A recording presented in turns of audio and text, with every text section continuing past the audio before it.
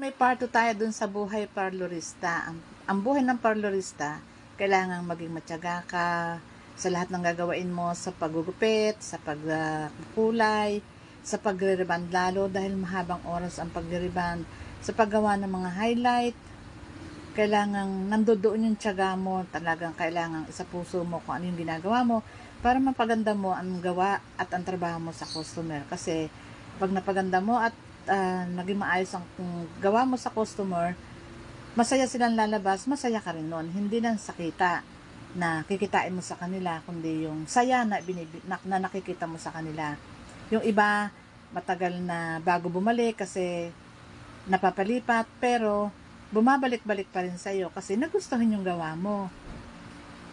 At lahat naman ng gawain natin ay kailangan ng tiyaga.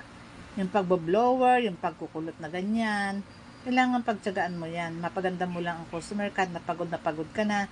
Kahit na ikaw ay inaanto, kailangan ipakita mo sa customer na ikaw ay masigasig sa paggawa sa kanilang mga buhok.